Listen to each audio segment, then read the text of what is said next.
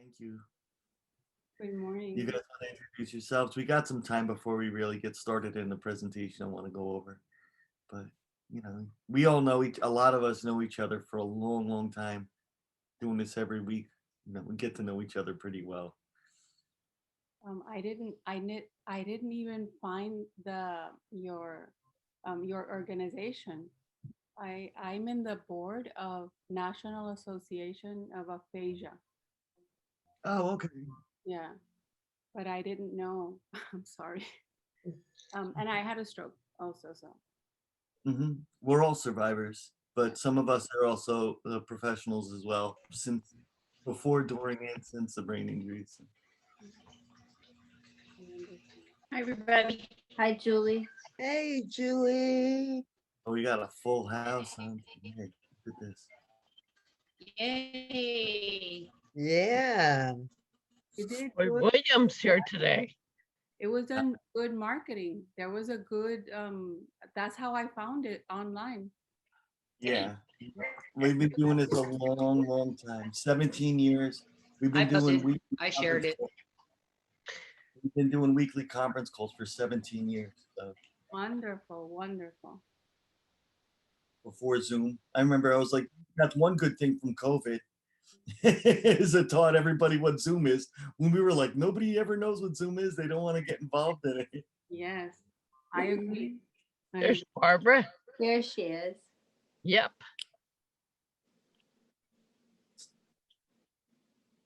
Ulissa, are you there? Let's see if I can get her to unmute. I know who she is. Everybody else kind of, Doreen, well, I don't know if you guys just caught that. She works with, go ahead, put it in your own words. I'm a member of the National Association of Aphasia. So people that have a stroke that can't speak properly and have different issues with speech, aphasia. And so I could write it down in the chat if you want. Yeah, all of us are very familiar with aphasia. Because it goes hand in hand with a lot of different neurological issues, especially, even traumatic brain injuries. Exactly. When I first came out of the coma I was in, I was lost for words. I couldn't, that was part of the therapy that I went through and everything else too. Yeah, I have aphasia. I can't talk right. Talk so different from what I used to. I had a stroke in 2018.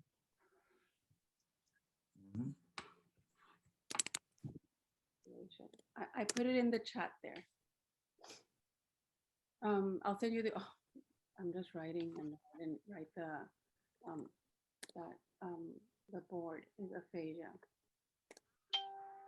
Aphasia.org. There you go. Well, thank you for welcoming me. Welcome me into the group. I thought it was gonna be a huge. Is it a normal like about 10 people or so? It varies. Like we do these at noon. Well, we're here on the East Coast, but we do them at noon, 3 p.m. and 8 p.m. And we do them at noon because sometimes we get people from Europe. And we do them at 3 o'clock because people on the East and West Coast here. And then 8 o'clock tonight is a big one because then people from the West Coast and overseas in Australia and the Philippines join in. And it's Saturday morning for them or Friday morning for them. Yeah, well, that's wonderful. Thank and you. it varies. Sometimes there's 3 of us and then other times there's 12, you never know. Yeah, that's a good thing. As long as you try, everybody, Yeah, well, that's why I do so many times in one day, is because I just try to make it accommodating for everybody instead of missing out because they couldn't make it. Right.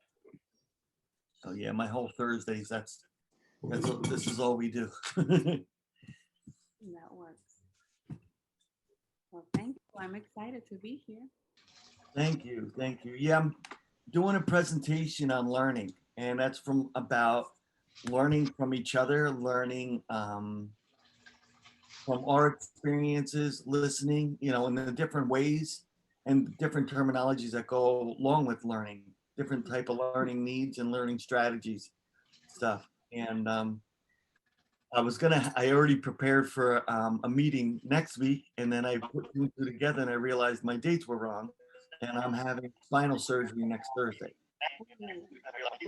I'll pray for you. Somebody's TV is on and I can hear myself. It's not good. Yeah. Okay. Yeah, so I'll be on in 2 weeks. I'll do that call. And then I have already one I arranged for the following week after that as well. I was on a roll last night. I started coming up with all these ideas. But everything is about self-help. Taking control of the situation and learning and feeling better and doing what you can do on your own, with some guidance when need be. But it all falls into the same realm. Like, we can coach each other and assist each other along the way. And that's another reason why we start off these calls. This for Doreen and Ulissa, is we start off the calls like the first 20 minutes or half an hour chit chat, getting to know each other, or those of us that do know each other, we have fun. Then we go over the presentation. I like to record them just in case, God forbid, because we've been doing this a long time, something happens, it's documented. And also, and I don't share it unless I get consent from everybody. That's just a mutual respect type thing. But and then after we do the presentation or whatever, then we could talk about just about anything, and then it gets kind of funny. But especially when we all know each other, it does get kind of silly. But we have a good time. And like I said, all of us know each other here. We've all become very good friends. The only things we don't talk about is sex, politics, and religion. Although this presentation I was writing up last night, not this one here, but the one in 2 weeks, is about faith, but it's not about religion.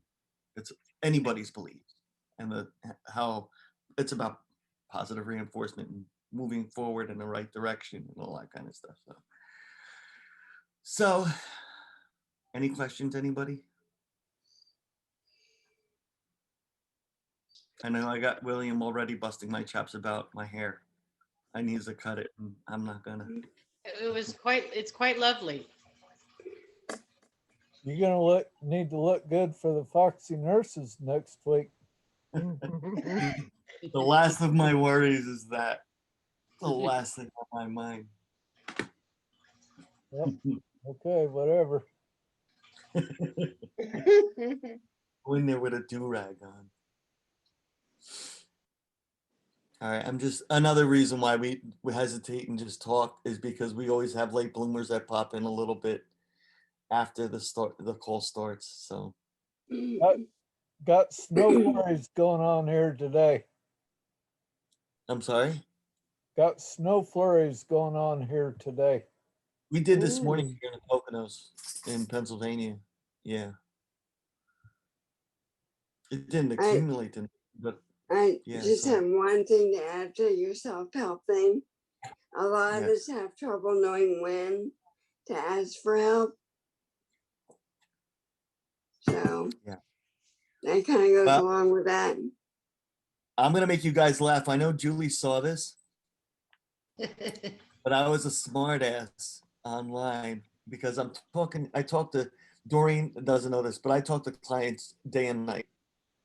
People that need help. I'm not clients, some of them are friends, whatever. I'm a vent. So yeah, last night I was talking to somebody till almost 2 a.m. last night. And she was telling me about her situation and the lack of motivation from a brain injury survivor. So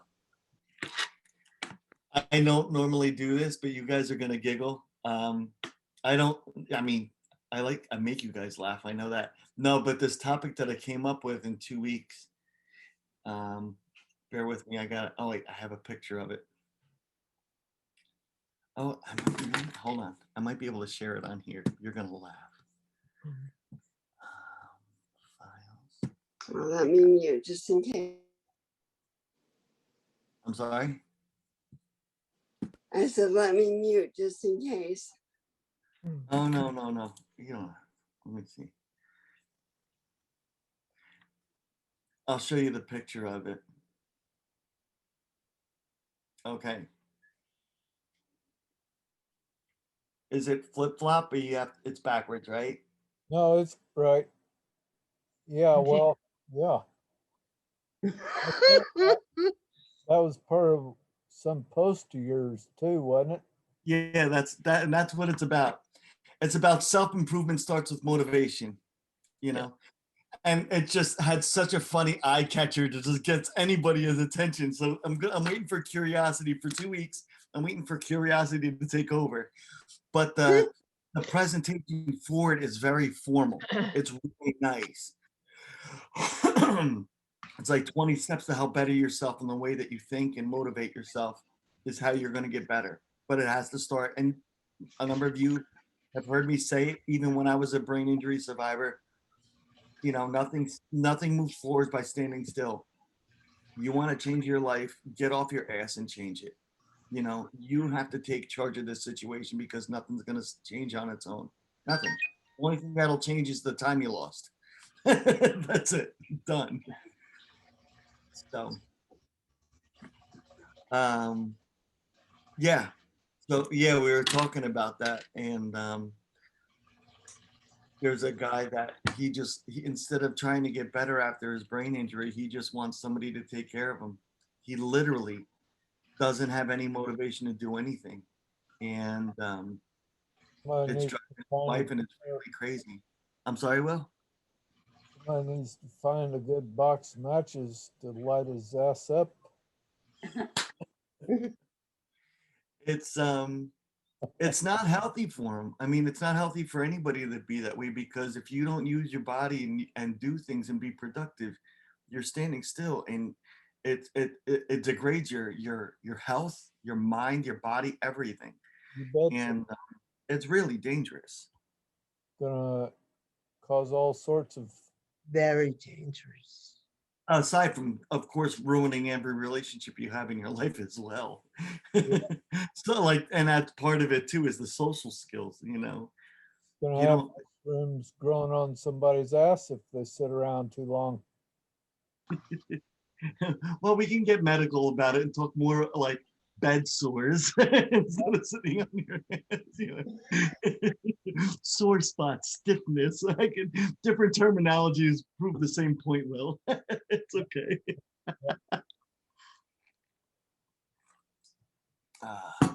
Good stuff. Besides sitting around too long, you get DVTs too, and that too's not good. Mm-hmm. Yeah.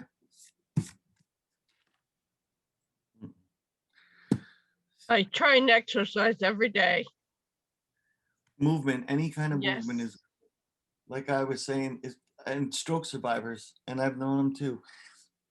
Something, especially when you have the loss of on one side, whether, you know, whichever side it may be with each type of stroke, but laying in bed on your back and kicking and doing like those circle, you know, little circles that with your helps. legs and stuff.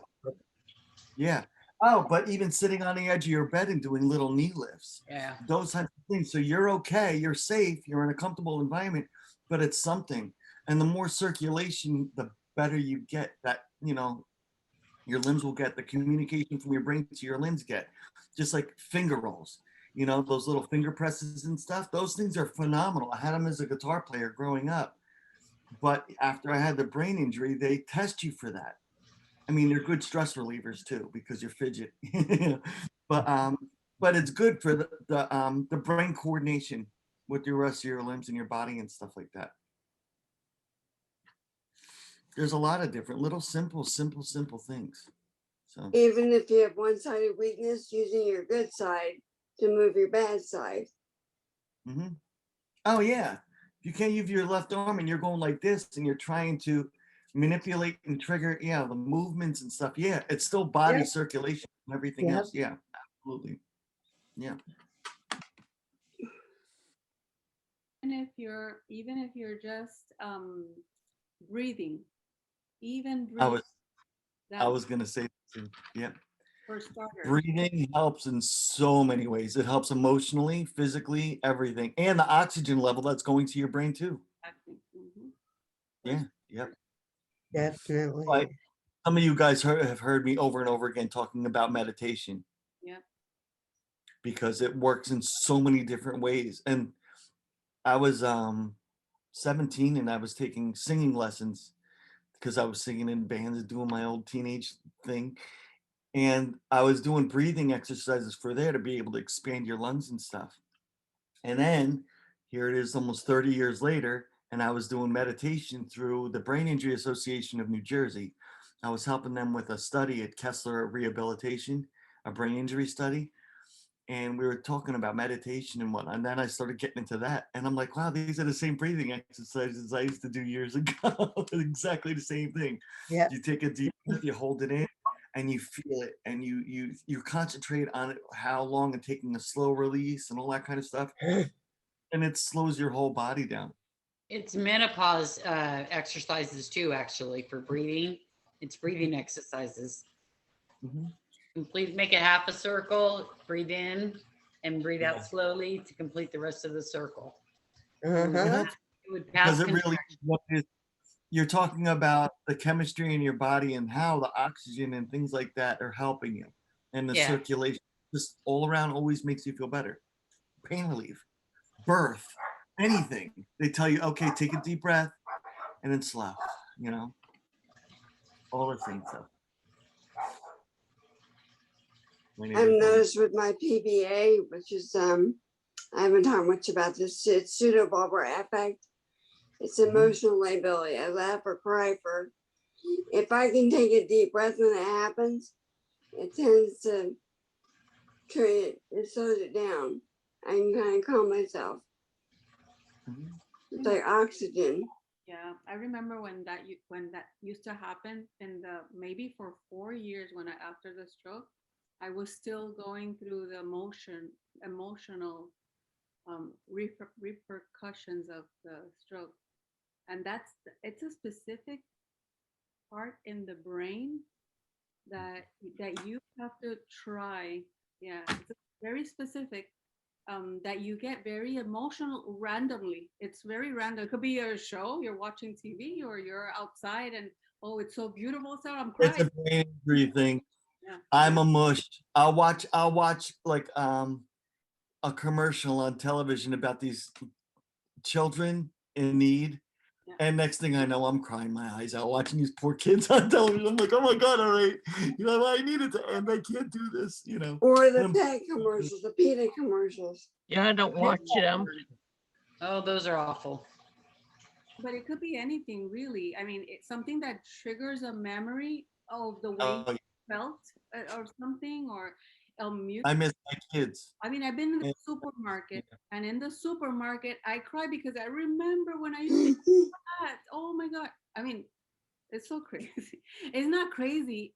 The brain is amazing, It's those triggers, that are there, The But chemistry it and gets better impulses. over time, is what I want to say. At the end of the day, you get better over time to control your emotions.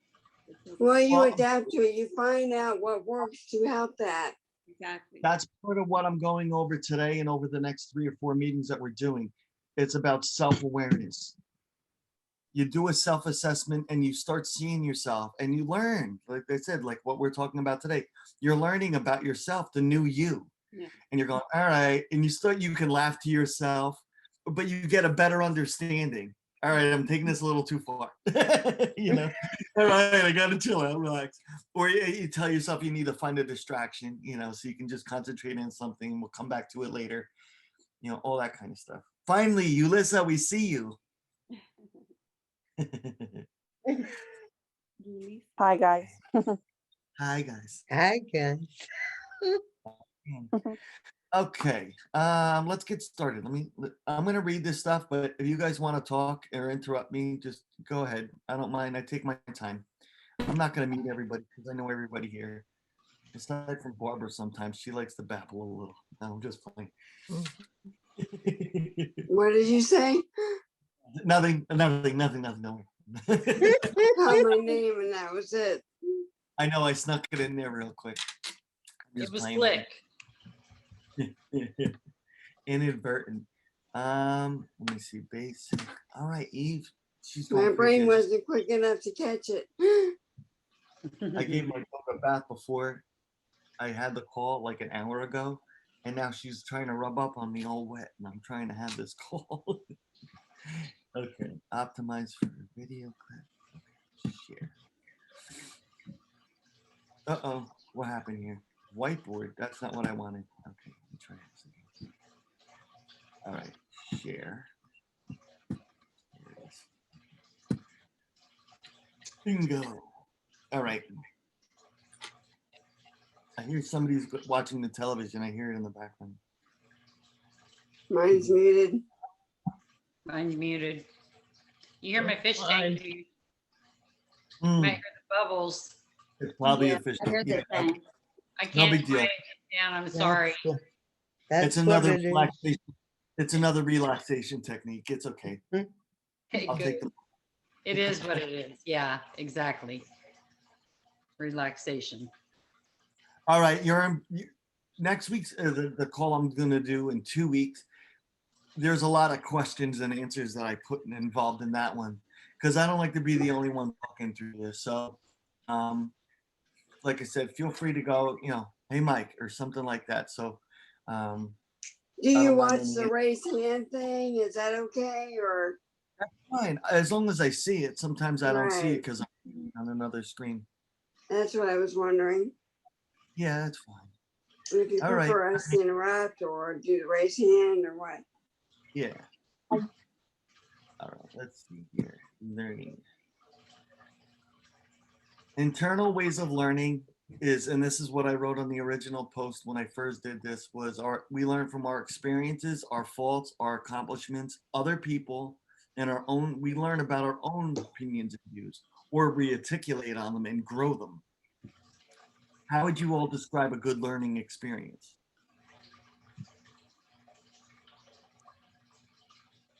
Not wake up in the middle of the night and fall down the stairs and get into a coma. Okay, yeah. Good Don't do it again. start. Don't do it again. I learned not to drive tired. I got There you go. That's a good one. It's anything that has a positive effect on you where Yes, you feel like you've improved. yes, absolutely. Having I to like- go through a bad experience. Mm-hmm. Well, that was one of the things I was going to get at is when I was growing up, I was always really quiet. And what I used to do is I would learn from other people's mistakes. I used to say that I was the guy on the sidelines or the goalkeeper. I'd kick everybody else back into play. I was like, because let you guys do what you need to do or say what you got to say. And I would just sit back and learn. I mean, from young and old people, it didn't matter who, everybody. And that was my thing. That was always my thing. All right. Oddly enough, we can learn a lot going that road. Absolutely. Which is best, learning from experience or learning from others? That articulates on what I just said. What do you guys think? Both. We're all gonna end up getting sucked into the vortex of trouble and need to learn from that experience. Mm-hmm. Actually, I got the answer. Both. Mhm. And here, Yeah. And it depends on how you learn, whether you're like visual or tactile. Right. See, this is notes that I had taken here. You see on the screen. I said, is it better to learn from experience, which is very personal, sinks in deeply because of course you did it. It's part of you. It feels like it's internalized information. Usually leads to other unintended discoveries and of course self-reflection. When you see things happening to you, it always affects you differently than when you see it to somebody else because there's no repercussions. Or learning from other people, you avoid common pitfalls, like I was joking around about before. It's not recreating the wheel. because it's whatever happens to him or hers can happen to anybody. Of course, wisdom, and that's the good parts of, trouble or not trouble, other people, like I said, old people and their wisdom and their experiences. I used to love sitting around hanging out with people almost 90. Actually, one of the cool guys that I used to hang out with was 104 years old, and I was like 15. And I mean, the stories this guy would say were great. And of course, like I said, there's a vast amount of information. Walking My history, approach, I'm sorry, Bill. walking history book. Oh yeah. There was where I was a brain injury survivor. I ended up working as a recreational therapist. And there was a guy there that was 104 years old. And they're like, you can't get him motivated to do anything or be involved. And I was like, well, he showed up here, so he's obviously motivated. He got out of his bed and walked into the room. But he would sit there not saying anything. And I was like, who does he have to explain anything to? He's been through every world war there was. He's 104 years old. He don't have to speak to nobody. You don't have to answer to no one. So my approach to all of this is, first is learning from experience, and then the second is learning from other people. And I need context. I need to know what's important to me, and then I need to feel it. That was just like the push. That's the motivator. I want to see. Oh, what was that noise? That was weird. Somebody raise their hand. I'm hoping I didn't miss anybody. Okay. Wasn't me that time. Okay. All right, next slide. I made a list of the benefits I noticed while I was learning from experience and those from learning from others. Some benefits of learning from experience: opportunities of reflection, very personal learning, internalize the information, and unintended discoveries. On the flip side of that, some benefits of learning from others: avoiding common pitfalls, not recreating the wheel. This is more of the actual text of what I had written down before. Access to wisdom and a vast source of information. It became clear to me that one is not inherently better than the other. Both are extremely useful tools. With that said, I seem to follow a certain pattern when using these tools. I'm naturally attracted to hands-on experience. Those of you who know me know that. I'm always doing something. I like to learn by doing. I need to feel something to be able to understand it on a deeper level. I need to understand why it matters to me, and I need to develop that base connection with the things that I'm learning. So for me, I needed to learn from experience first. Then I can further my learning from a place of genuine curiosity. That's when I seek out other sources and learn from others. I put this little video, I think, on Facebook already, but a lot of, I was trying to get people involved so, we could talk on the calls together about this stuff. So. Here's different learning styles. And I had learned a lot of this about, as a teacher, especially when I was teaching in Jersey City for children with special needs, because with autistic kids, you have to find their trigger. You have to figure out how they want to learn and how they're going to be able to learn. There's visual, spatial learner. Visual learners are those who prefer learning by observing things. Physical, kinesthetic learners, like the doers. Auditory, which was helpful to me. After the brain injury, I couldn't really read and retain information worth the squat. So what I used to do is have a voice translator, a word to text software on my phone. And even in my college classes after the brain injury, it would read to me the text while I was commuting. And that was that's how I studied for my college degree, was listening to my schoolwork being told to me through my phone. So I was able to retain the information better by it speaking to me. Then there's the logical learner. That's more mathematical, the putting two together. Adelaide. Oh, there's the late bloomer I was talking about before. Okay. There's the solitary learner. They do their own thing. There's the verbal, which is I was talking about before. Communicating, and then the social learner. interacting with other people in order to learn. And all of them, you know, each one of them has their own benefit in different ways. To me, I think that all of them are wonderful. Next. These are notes that I had taken, and some of these things are quotes that I like to write. We can learn directly and indirectly from others. Another term for this is observational learning, which is the process of learning through watching others.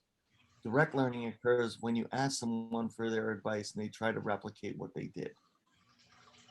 When I was a teacher, I would explain what I had to do, and I said, okay, you do the same thing that I just said.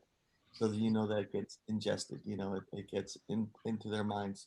And you guys have, some of you have heard me talk about working memory, you know, like with memory retention or name recall. We were talking before about aphasia, is saying it out loud and repeating what somebody had just said to you. So that way you're getting the short-term memory, you're using it in working memory, and then it becomes part of your long-term memories because you're repeating it to yourself. And the last little thing right there is a quote that I wrote about everything in life is a lesson to learn. Everything. I don't care what you're talking about, what you're doing, every moment, every second, everything you do is a moment to learn something new. Always. Always. It's a wonderful thing the way the brain works that way. Let's see who else. Oh, you left this thing. Adelaide, thank you for joining us. I just wanted to say hi. I didn't want to just okay, there we go. We got one more. Somebody. All right. I hope you like my little pictures. Indirect learning is what you observe when you did what someone did. Everyone you meet has something valuable to teach you, and that's what I was talking about before. What you learn from someone might be what not to do, what to do more of, what to change, what to try, etc. There are endless possibilities of things I can learn from somebody else. That is because we all have different backgrounds, different experiences, different life lessons. We all have gone through things in life that could benefit the lives of others. And that's why I think this is huge in the brain injury community. All of us have brain injuries, or a lot of us have brain injuries of different kinds, but it's still the same brain, and we still can help assist other people with our experience to try to turn something around, just like we were talking about before we started the presentation. Different things that help out with us, some people aren't aware of, you know, like I'm talking about here about repeating it. When I say I can't remember John's name. Hi, John. How are you, John? What's up, John? How you doing, John? It's nice seeing you, John. I'm using his name so I retain and I know who that person is. The next time I need to recall it, that's the way the brain works. You know, the trick with sharing the things we've learned with others. That's another one. The trick is sharing the things that we've learned with other people, and open mind. You know, that's a big one. We all need to have open minds because you can never get those endless possibilities of being able to learn something new. A prime example of that is cooking, and that's a fun one. Cooking and trying something different. You either laugh about it because you just shocked the hell out of somebody or yourself, or oh, hi, Doreen. She just said hi. Okay, welcome aboard to Michael's place. Thank you. You're silly. It's our place together. Okay, anyway. That was nice. I wrote this here. When learning from others, it's important to evaluating the effectiveness of what you've learned. Determine the probability of the tactic working out for you. Like we were talking before about breathing exercises. If you think it'll work, then try it. Be cautious because the same approach taken by different people may not result in the same way. What resulted in success for one person may result in failure for another. And there's a little part in here about failure, because failure is good. Failure teaches right and wrong. So failure is an actual good thing. There's nothing to be disappointed by learning. On your way to greatness, you are guaranteed to fail. That is life for you. It is no guarantees. What you do with your failure is what you will take to greatness. That's from Tabasil Lebewaba. There's a quote from this lady. And that reiterates what I was just talking about before. Failure is part of knowledge process. Something that organizations can take away from this is not to ruin the self-image of their employees because of their failures, but to learn from those failures and turn them into success. That's another quote about a business. And something I wrote, everyone you meet knows something you don't know, but need to know. Learn from them. Ask questions. I tell everybody, ask, you can never have enough questions. And what one person thinks might be ridiculous is beneficial to somebody else.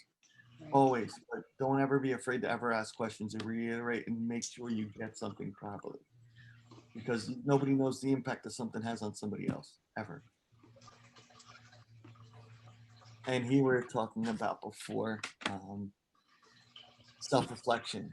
Self-reflection can help you recognize the progress you made while simultaneously allowing you to consider improvements that you could make. We learn by experience and mistakes.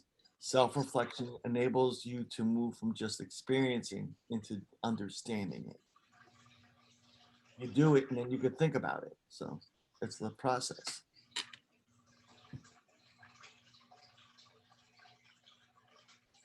We learn by experiences and mistakes, but unless we question ourselves about our experiences, what our experiences mean, and think about them, research shows that we won't make any changes. Self-reflection enables you to move from just experiencing into understanding. I wrote that in both slides. Did I write that? Yes, it did. Whoops. Okay. I didn't realize that. Okay.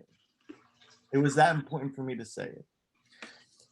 Self-reflection encourages a level of self-awareness and consciousness about what you do. It enables you to identify areas for improvement, areas where you're strong. It allows you to recognize what works and what doesn't with people. And it enables you to think about people's reactions to your actions. And that's a big one, especially when it comes to communication issues, which a lot of us have for different reasons. Self-reflection is something that we all do naturally at an almost subconscious level and purposefully. Normally, when we think about our actions, what we see is not actually a true reflection of reality, but one that is slightly skewed because it's perspective. Some people will self-reflect and think I'm pretty much perfect, and others will think I'm rubbish. Neither of these thoughts are likely to be entirely true, although the elements may be. It's all based on perspective. It's the way you think. Self-reflection is important because everybody, and a lot of us talk, everybody, I don't care who you are, everybody has room to improve. And this is a quote that I wrote for a long time ago. It says, everything in life is either a sign or a symptom. You learn from it. Everything in life. So that's it for my presentation. Now we could talk about it. Oh, I like that, Amy. Amy said the only stupid questions are the ones not asked. Absolutely. Absolutely. That's the whole thing. Because Right. you're, no matter what, when you ask a question, you're learning. You're making yourself a better person. You're making yourself more knowledgeable. I like that. So, anybody would like to collaborate on what I had just read? I just had a couple of small things. Oh, God. Pardon me for going backwards. I told you, But I knew it would be Barbara. I knew it would be Barbara. I'm slow. My brain is very slow. Even like 2 hours sometimes. When your bullet point where you learn something from everyone, that's even mistakes. If you see them make a mistake, you learn how not to do something. Oh, yeah, that's the beauty of being a twin. I let my brother get into everything, get in trouble for everything. I learned how not to do it, how to get around it. The other thing I wanted to mention, I'm not sure why this came to mind, but our filters are off at times. We may say stuff when it's not really, it's out of order. I call them BTM filters, brain to mouth filters. Yes. It's like you may react before you think about it. Yeah. Well, that's impulse issues. Yeah.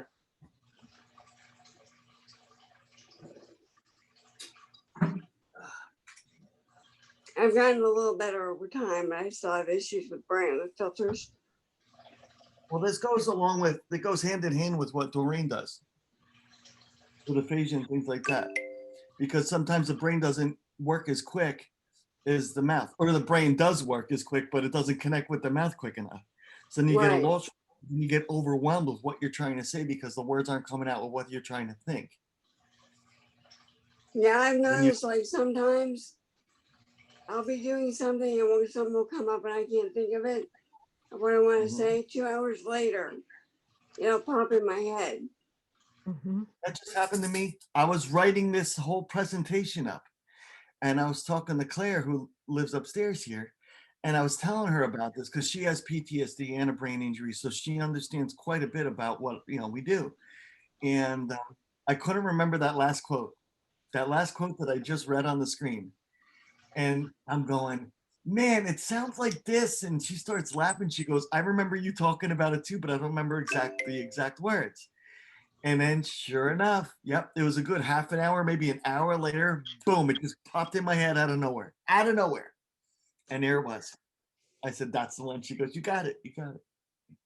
That's It's a weird. normal, I mean, I think it's like a human condition.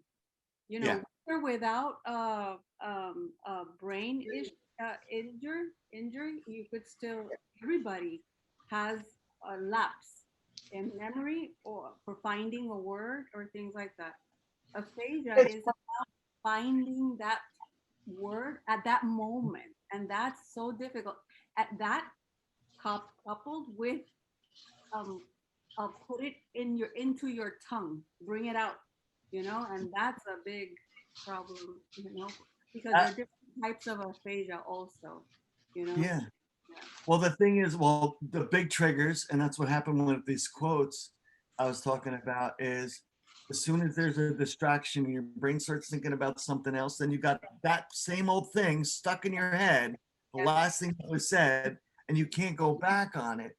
And it is a common, it's just the way the brain works because it can only take up so much information and it can't take any more. And then you're trying to go back and it's still stuck on one thing. Stuck around it. And yeah, it's when you can clear that slate and then you can go, oh, okay, and the working memory issue I was talking about before. Yeah, and I struggle still now because back in the day I used to work in communications precisely, and on top of it I'm Latin, and so I used to speak like a zip. I speak 10,000 words in a second, and now not now I'm better, but it's very difficult because my pet peeve now is people don't take the time to speak slowly so that everyone can understand. Even How reading, often do we do That's that on right. brain injuries, you guys? Yeah. Slow That's down. right. you're speaking slowly, and also when you're writing something, well, don't put so much information, because your brain of people that have brain injuries, they don't grasp the whole thing. So Barbara, sound familiar? I've done that where I was Um, these, and I told her, I said, I'll slow down. And that's why I take little breaks and I go, all right, anybody want to talk about things? Because so we don't. You're an expert. You're an expert on it. I'm just saying, out there Yeah. in the world, when you have to Yeah. function with Oh, people, yeah. you have to say, in the middle of a conversation, just take it slowly, that's Well, that's what Susan's notorious for this too, is you stop in the middle of a sentence, say, let's go over this again. Wait, let me make sure I got this right. Because then you're cutting them off and you could make them repeat themselves or reiterate what they were trying to say instead of them just rambling and you miss your spot, you miss your chance. Or you give them one of these. Just hold on. Wait. and sometimes it's bad too because you can also derail someone. It's like, and they completely lost their train of thought. Yeah. So You it's look- negative or positive. You learn by trial and error. Yeah, exactly. Believe me, when I was in college, I took this math course, which wound up I didn't have to take. But anyway, I was listening to the professor till I couldn't listen anymore. It was like she was on speed. Okay, she knew the subject, but I could not for the life of me follow her. So finally, I didn't listen to her. I was lucky if I could catch one word. Mhm, mhm. It was so frustrating. Right. So frustrating. Yeah, I know. And wouldn't you would think that a teacher should know to take it slowly because there are different types of students there. So, Yeah. It frustrating. was so And, frustrating. it's their own personal issues that are in the way. Yeah. They have their own lives and their own things, and they're in a rush for whatever reason. Yeah, The but world in a it rush. was one of the worst experiences of my life. And I could see, usually I figure out how to handle things, or I figured, but this one I just couldn't. So I asked other people in the class who did not have a brain injury, and they had the same experience. So it wasn't just me, Yeah. Yeah. it just doubled with me. But Yeah, some of us no. have like a thing if people talk too fast. And mine also, if there are two conversations going I was on at about the same to say that time, groups I of block out conversation. everything. No more. I don't hear a freaking word. Yeah. Multiple Well, conversations going on at once is overstimulating too. And that's another problem. well, I handle it differently. I hate to say sometimes I make a joke out of it. Did you say you're gonna do this, or was that her? You know, I mean, you have to find a suitable way to get around it. You can't just get frustrated and walk out. Although sometimes, well, nowadays, very rarely, but when I was younger, Mhm. I used to go nowhere a lot. My mom used to say, "Where you going?" Nowhere. Oh, you're going there again? I go, yeah. I'm gonna stop recording this, but I wanted to see if I have everybody's consent here so I could share this. Is that okay? I mean, we might want to hide ourselves. You never know. Yes, sir. Okay, beautiful.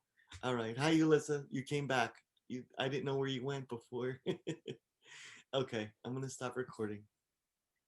There we go.